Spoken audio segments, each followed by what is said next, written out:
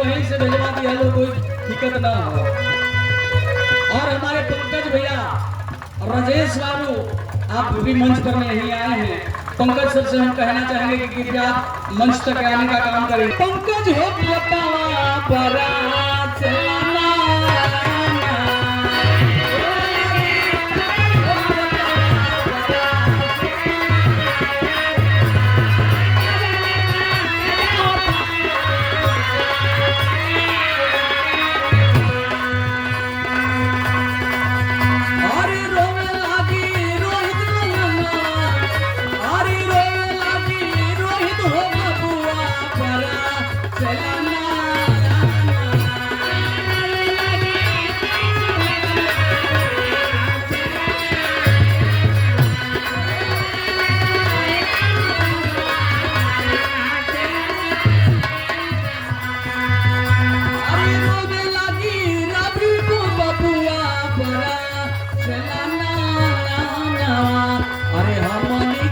छोड़ी के दाती होई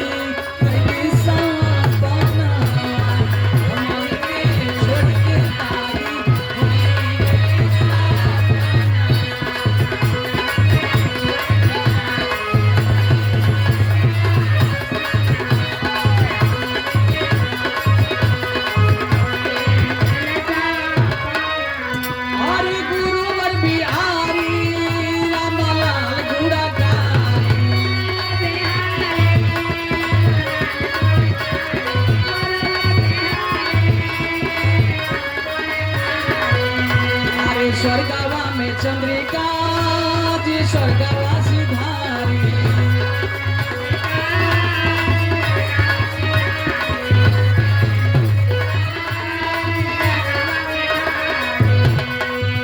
हरि का में धन जय जाता सुंदर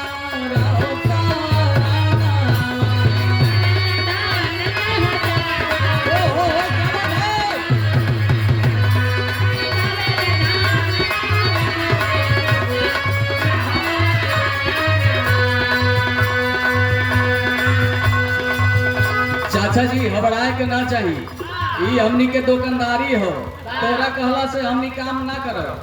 पहले ही हम पूरा पार्टी से हम पहले ही फरियाद कर रही कि शुरुआत में वंदना के टाइम में कोई कटौती नहीं।